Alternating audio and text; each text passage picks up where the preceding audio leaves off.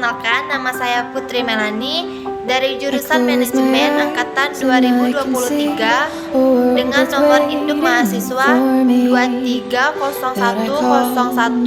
23010179P. Jadi, tujuan saya membuat video ini untuk memenuhi tugas perkuliahan ujian akhir semester dengan mata kuliah pengantar manajemen, dosen pengampu Bapak Dr. Ronald Aprianto SEMSI. Baiklah, di video ini saya akan menjelaskan atau memaparkan jawaban menurut pendapat saya dari persoalan atau masalah dari cerita soal yang diberikan. Jadi, soal yang tersebut berbentuk cerita seperti yang saya paparkan di samping. Sebelum saya menjawab atau menjelaskan jawaban menurut pendapat saya, ada baiknya teman-teman juga ikut membaca atau memahami maksud dari soal tersebut atau dari cerita tersebut. Jangan malas membaca, guys. I think of what the world could be, a vision of the one I see. A million dreams is all it's gonna take. Gimana, udah dibaca soalnya? Jadi di situ ada pertanyaan. Seandainya saudara adalah seorang konsultan untuk menaikkan lagi tingkat penjualan dan laba, koordinasi apa dan bagaimana yang seharusnya dilakukan? Mengapa koordinasi penting untuk dilaksanakan? Jadi, menurut pendapat saya, koordinasi itu sangat penting dilaksanakan karena koordinasi adalah tindakan seorang manajer untuk mengusahakan terjadinya keselarasan. Nah, koordinasi yang dilakukan itu yang pertama, kesempatan menunjukkan jumlah pelanggan potensial perusahaan melalui calon pelanggan yang datang, pendekatan sistematis, menelepon pelanggan baru dan merekomendasikan, dan memulai pemasaran melalui internet atau melakukan promosi-promosi khusus. Yang kedua, meningkatkan tingkat konversi atau misalnya membuat presentasi yang lebih baik, mengesankan dan persuasif. Lalu yang ketiga, meningkatkan besarnya pembelian rata-rata, misalnya menciptakan barang atau dan sebagainya seperti beli dua gratis satu. Yang keempat, meningkatkan jumlah bisnis berulang. Contohnya itu seperti memberikan voucher diskon untuk pembelian selanjutnya. Lalu yang kelima, meningkatkan margin keuntungan. Misalnya itu membeli bahan baku dari para pemasok yang membeli harga murah tetapi dengan kualitas yang setara. Nah, jadi dengan cara meningkatkan 10% saja dari masing-masing koordinasi tersebut, perusahaan sudah dapat meningkatkan laba dan penjualan perusahaan hampir 2 kali lipat dari laba sebelumnya.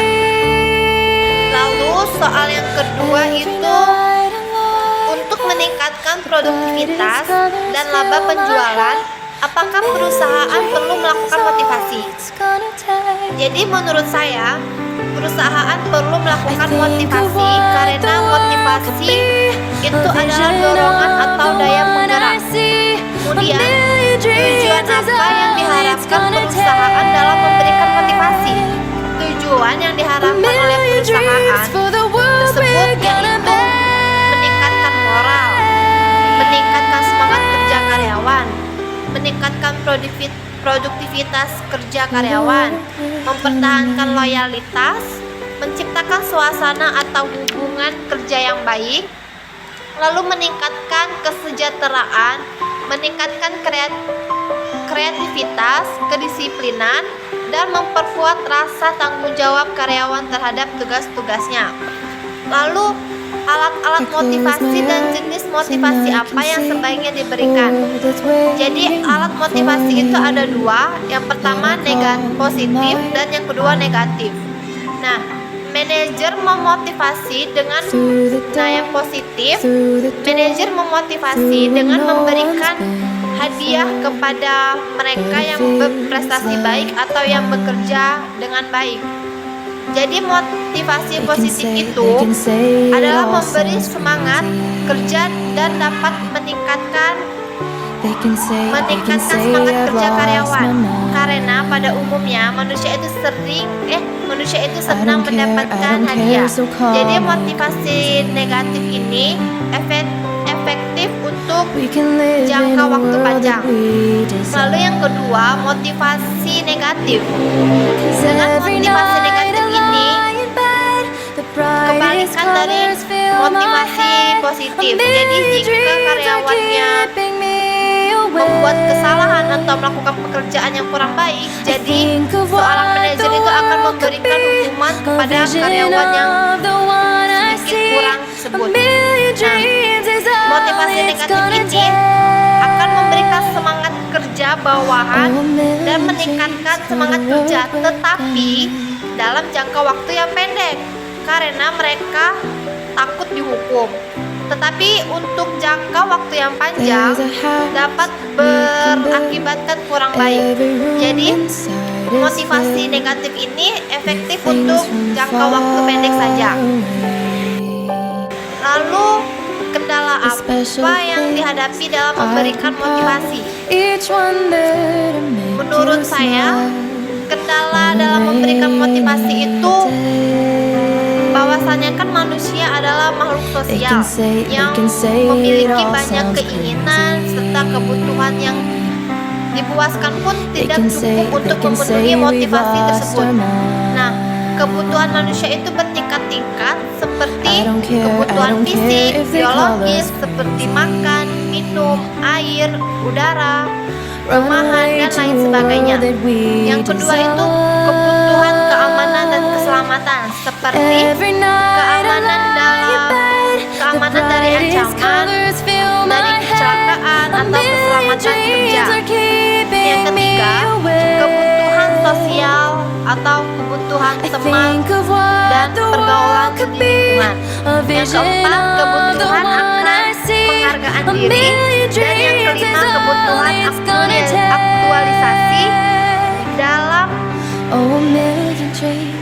kelima, kebutuhan aktualisasi dalam diri dengan menggunakan percakapan. Lalu soal yang ketiga, menurut pendapat saudara, gaya kepemimpinan apa yang cocok untuk perusahaan tersebut?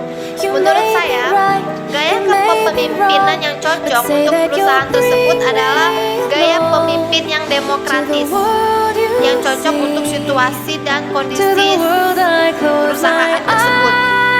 Karena dengan gaya pemimpin demokratis, segala pikiran, pendapat, atau aspirasi sebagai besar anggota organisasi dapat disalurkan dan ditampung oleh pemimpin organisasi. Lalu, persyaratan apa saja yang diperlukan oleh seorang pemimpin yang baik sehingga perusahaan dapat mencapai tujuan yang diinginkannya?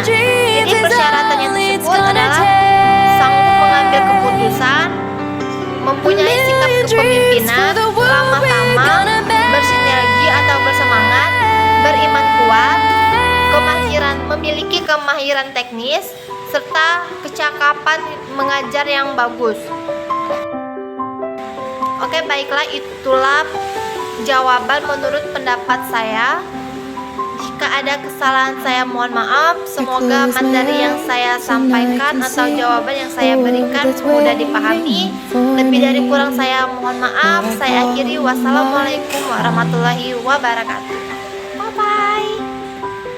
Through the dark, through the door, through where no one's been before, but it feels like